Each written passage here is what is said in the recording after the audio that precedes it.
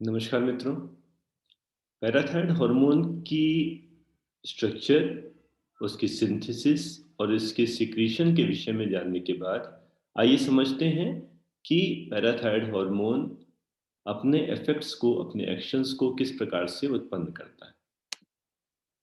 जब हम किसी व्यक्ति को पैराथायरॉयड हार्मोन इंजेक्ट करते हैं, तब उसका कैल्शियम और फास्फोरस, इनऑर्गेनिक फास्फोरस जो ब्लड में उपस्थित, सीरम में उपस्थित फास्फोरस है, उसके ऊपर क्या प्रभाव होता है।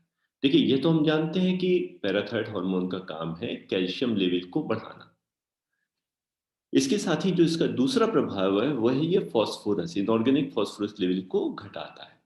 तो सबसे पहले जैसे ही पीटीएच को इंजेक्ट करते हैं, जो इसका प्रथम प्रभाव है वह rapid fall in inorganic phosphorus इसके रूप में सामने आता है, जो कि 1 से 2 घंटे के अंदर उत्पन्न होने लग जाता है।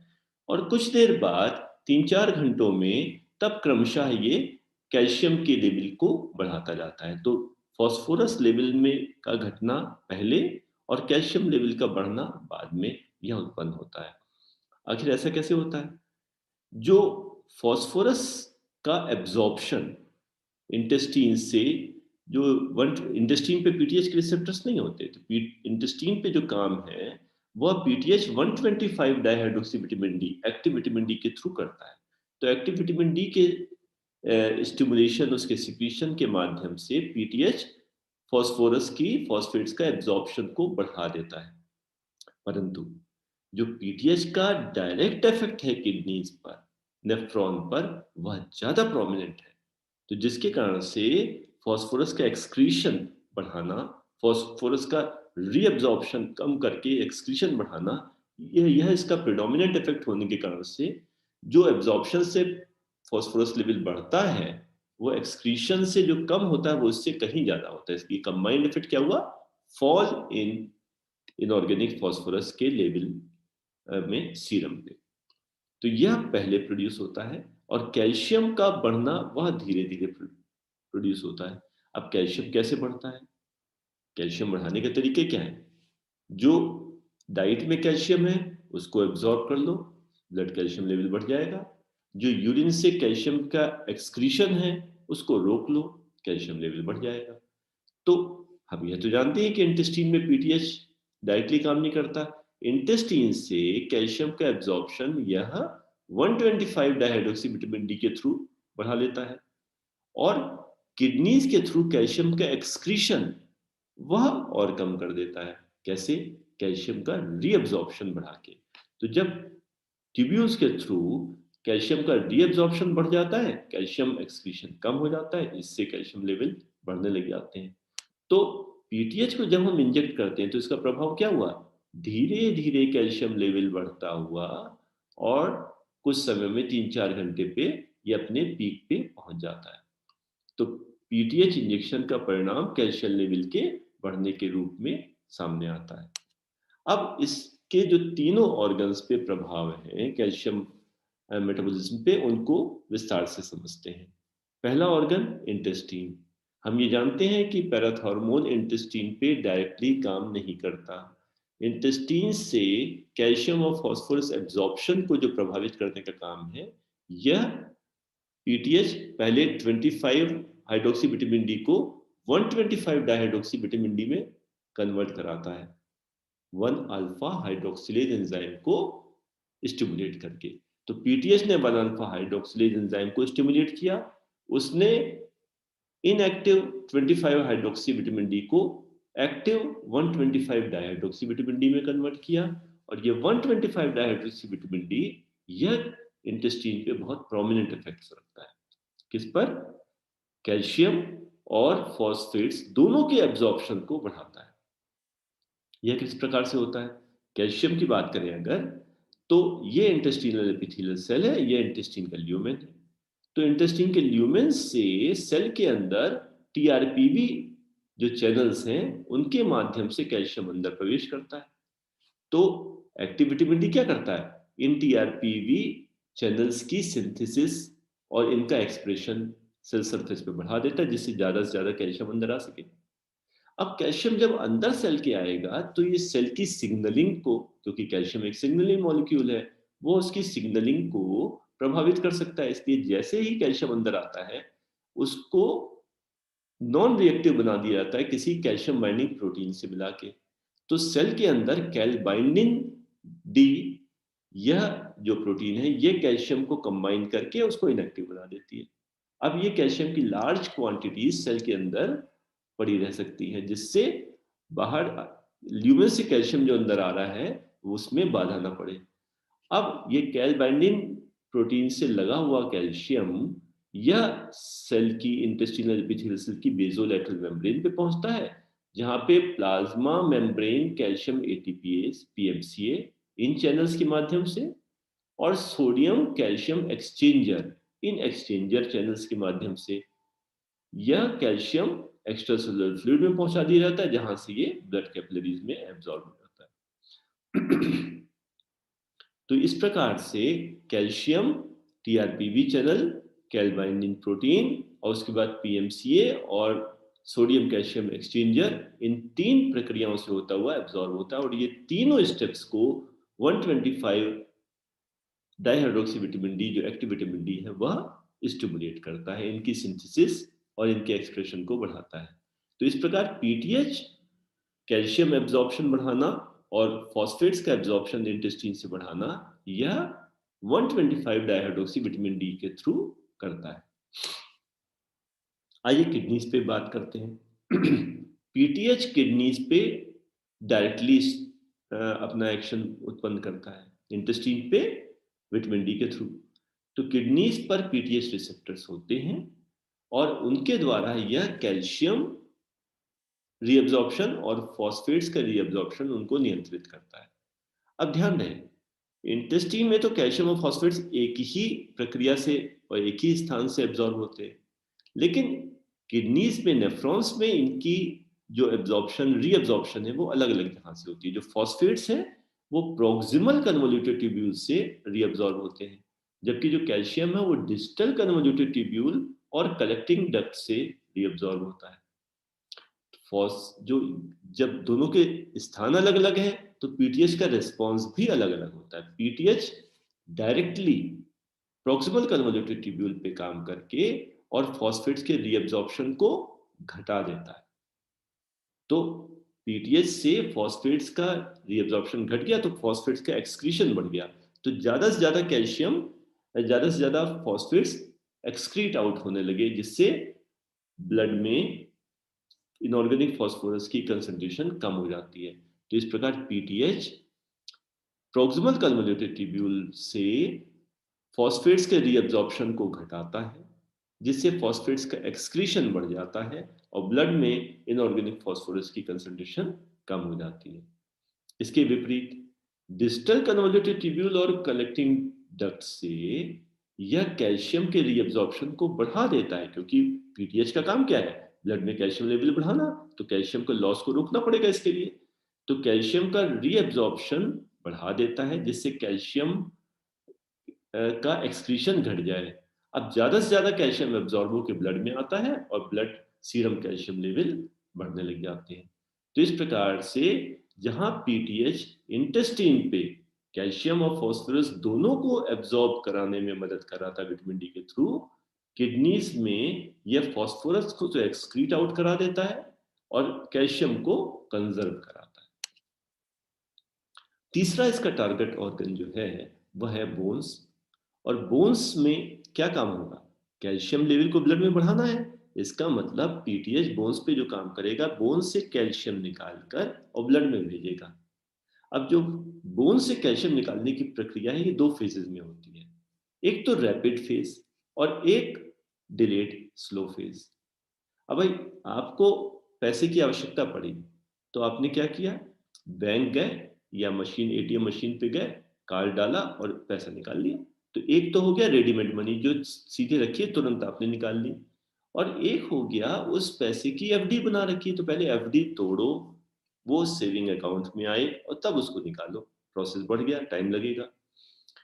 तो रैपिड इफेक्ट तो वो कैल्शियम निकलता है जो कैल्शियम रेडिली अवेलेबल है, वो किसी फिक्स्ड फॉर्म में नहीं है।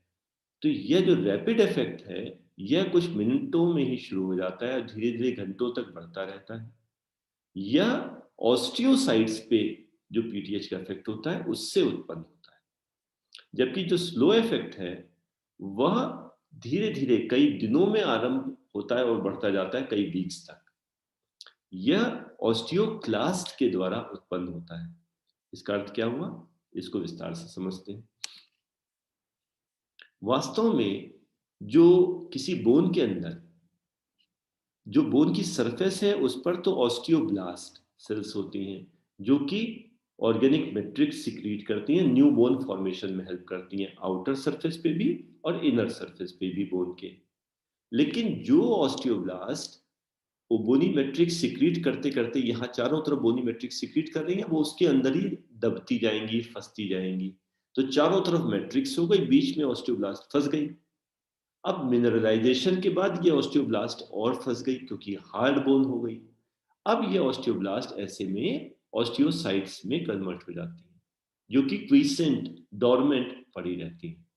लेकिन ये पूरी तरह से डोरमेंट नहीं रहती। ये ऑस्टियोसाइट्स अपने लॉन्ग डेंड्राइटिक प्रोसेसेस जो चारों तरफ निकले होते हैं, इनके द्वारा एक दूसरे से कनेक्टेड रहती हैं। और ये ऑस्टियोसाइट्स सेल्फ सरफेस पे जो ऑस्टियोब्लास्ट हैं और ऑस्टियोक्लास्ट है, उनसे भी कनेक्टेड रहती हैं। तो इस प्रकार से ये हर तरफ से कनेक्टेड और कम्युनिकेट करती रहती हैं। ऑस्टियोब्लास्ट को भी कंट्रोल करती हैं, ऑस्टियोसाइट को भी, ऑस्टियोक्लास्ट को भी कंट्रोल करती हैं।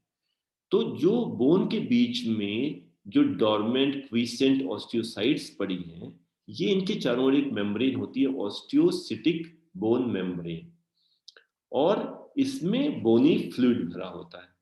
तो कुछ तो हो गई ऑर्गेनिक मैट्रिक्स जो मिनरलाइज होके मिनरलाइज्ड बोन के बीच रूप में हो गई, और इन मिनरलाइज्ड बोन के बीच की जो लेकुनी है, जो कैनाल्स हैं, चैनल्स हैं, इनमें जो ऑस्टियोसाइट्स हैं, ये एक मेम्ब्रेन के अंदर से घिरी हुई, और इन उन मेम्ब्रेन्स में बोन फ्लूइड भरा रहता है।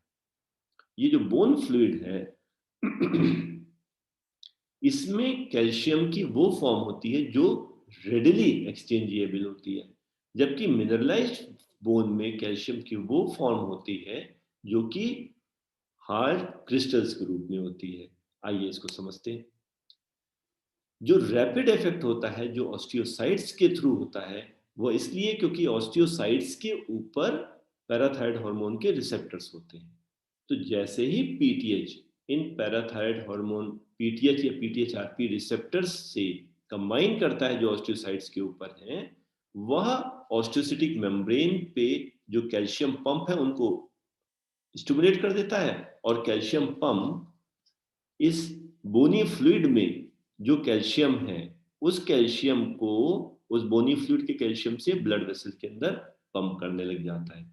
तो इस प्रकार जो इस बोनी फ्लूइड में रेडली एक्सचेंजेबल कैल्शियम है, वह ब्लड वेसल में जाने लग जाता है।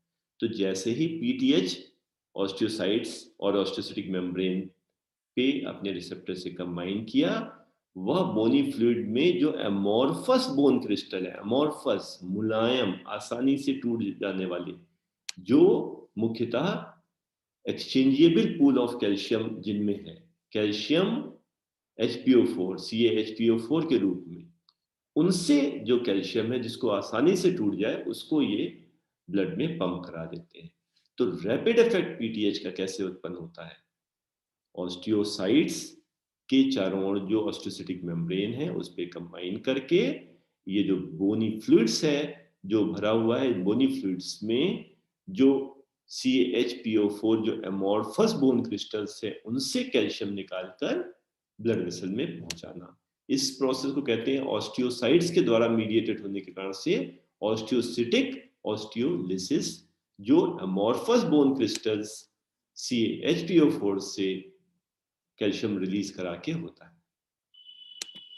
अब दूसरी फेज होती है पीटीएच एक्शन की, डिलेड फेज, जिसमें वो ऑस्टियोक्लास्ट को एक्टिवेट करता है और ऑस्टियोक्लास्ट के द्वारा बोन का और जो रिजॉर्प्शन वो बढ़ा देता है। लेकिन यहाँ एक दिक्कत आती है, ऑस्टियोसाइट्स के ऊपर तो पीटीएच के रिसेप्टर्स थे, ऑस्टियोब्लास्ट के ऊपर भी पीटीएच के रिसेप्टर्स थे, लेकिन ऑस्टियोक्लास्ट पे पीटीएच के रिसेप्टर्स नहीं है। तो ऑस्टियोक्लास्ट पे पीटीएच सीधे काम नहीं कर पाता। पीटीएच किस पे काम करेगा? ऑस्टियोसाइट पे। पीटीएच किस पे काम करेगा? ऑस्टियोब्लास्ट पे। और हम जानते हैं ये सब परस्पर एक दूसरे से कम्युनिकेटेड है। तो जब वो ऑस्टियोसाइट को, ऑस्टियोब्लास्ट को स्टिमुलेट करता है, तो उसके स्टिमुलेशन से सेकेंडरली वो ऑस्टियोक्लास्ट को स्टिमुलेट करता है। और यही ऑस्टियोक्लास्ट जो ऑस्टियोसाइट और ऑस्टियोब्लास्ट से स्टिमुलेट हो रही है, वह जाके बोनी रिजॉर्प्शन को बढ़ा देती है। अब यहाँ यह समझना होगा कि ऑस्टियोसाइट और ऑस्टियोब्लास्ट यह किस प्रकार से ऑस्टियोक्लास्ट को एक्टिवेट करती है।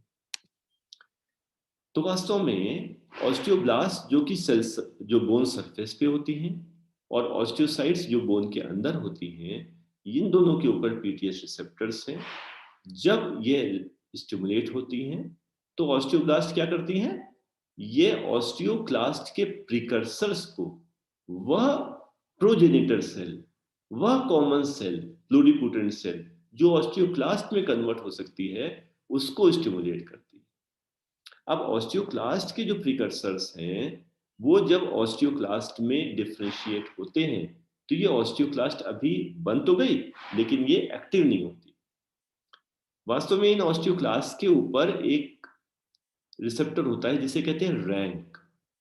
ये रैंक रिसेप्टर जब ऑस्टियोब्लास्ट के ऊपर रैंक लाइगैंड इससे कंबाइन करता है, तब ये ऑस्टियोक्लास्ट एक्टिवेट होके एक्टिवेटेड ऑस्टियोक्लास्ट बनती है।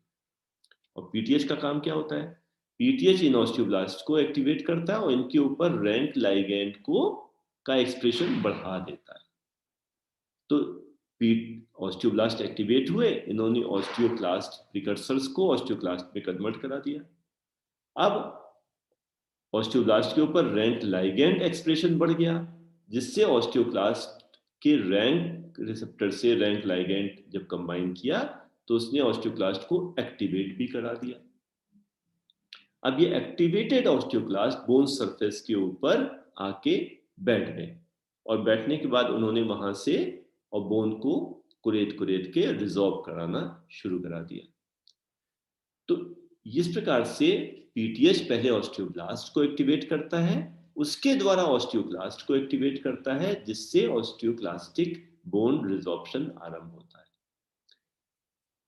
एक प्रक्रिया और भी होती है, एक होते हैं ऑस्टियोप्रोटोजेनिन। ये इनका प्रोटोजेनिन, ऑस्टियोप्रोटोजेनिन जो कंपाउंड्स होते हैं, यह रैंक लाइगैंड को ब्लॉक करके इनहिबिटेड रखते हैं। पीटीएच इन ऑस्टियोप्रोटोजेनिन को भी रिड्यूस कर देता है, तो जिसके कारण से रैंक लाइगैंड जो ऑस्टियोब्लास्ट के ऊपर एक्सप्रेस हुए थे, वो जो ऑस्टियोप्रोटोजेनिन से ब्लॉक्ड रहते हैं, वो अब अनब्लॉक हो जाते हैं और ऑस्टियोक्लास्ट से ज्यादा उसको एक्टिवेट कर पाते हैं। तो इस प्रकार से दो प्रोसेसेस हुए, एक तो रैंक लाइगैंड का एक्सप्रेशन और एक ऑस्टियोप्रोटोजेनिन का रिप्रेशन। इससे ऑस्टियोक्लास्ट का एक्टिवेशन ज्यादा अच्छा होता है। तो इस प्रकार जब हम पैराथायरॉयड हार्मोन बोन पे काम करने के लिए, एक इमीडिएट इफेक्ट होता है इसका स्ट्रेट पे ऑस्टियोसाइट पे जाकर ऑस्टियोसाइटिक मेम्ब्रेन के ऊपर जो कैल्शियम पंप हैं, उनको एक्टिवेट करके एमॉर्फस बोन क्रिस्टल CHPO4 से एक्सचेंजेबल कैल्शियम को निकाल के इमीडिएटली कैल्शियम लेवल बढ़ाने लग जाना। और दूसरा काम है जो डिलेड इफेक्ट, वो ऑस्टियोसाइट और ऑस्टियोब्लास्ट के थ्रू ऑस्टियोक्लास्ट को एक्टिवेट करना और इन ऑस्टियोक्लास्ट के माध्यम से बोन का रिजॉर्प्शन कराना, जिससे जो बोन में जो हाइड्रोक्सी एपेटाइट जो स्ट्रॉन्ग क्रिस्टल है वो रिलीज हो, और इस हाइड्रोक्सी एपेटाइट क्रिस्टल के टूटने से फिर उसमें से कैल्शियम रिलीज हो, और ये कैल्शियम बहुत लंबे समय तक ब्लड में कैल्शियम लेवल को बढ़ाए रखने में मदद कर सकता है। क्यों? क्योंकि CHPO4 तो केवल 1% है, लेकिन हाइड्रोक्सी एपेटाइट क्रिस्टल्स जो है वो 99% है। वह कैल्शियम का मेन स्टोर्ड फॉर्म है, और वह काफी लंबे समय तक कैल्शियम को बोन से रिलीज करा सकता है। तो इस प्रकार मित्रों, पीटीएच इंटेस्टाइन पे 125 डाइहाइड्रोक्सी विटामिन डी के थ्रू, और किडनीज पे डायरेक्टली और बोन्स पर डायरेक्टली काम करता है। इंटेस्टाइन से यह कैल्शियम और फास्फोरस दोनों का एब्जॉर्प्शन बढ़ाता है 125 डाइहाइड्रोक्सी विटामिन डी के थ्रू। किडनी से यह फॉस्फेट को तो एक्सक्रीट आउट कराता है, जबकि कैल्शियम का एक्सक्रीशन कम करके उसको कंजर्व करता है। और बोन से इमीडिएटली ऑस्टियोसिटिक ऑस्टियोलिसिस के माध्यम से एमॉर्फस बोन क्रिस्टल से यह कैल्शियम रिलीज कराता है रेडिली एक्सचेंजेबल कैल्शियम पूल से, जबकि लंबे समय में ऑस्टियोक्लास्ट को एक्टिवेट करके और बोनी रिजॉर्प्शन के द्वारा हाइड्रोक्सी एपेटाइट क्रिस्टल से कैल्शियम को रिलीज कराता है। धन्यवाद।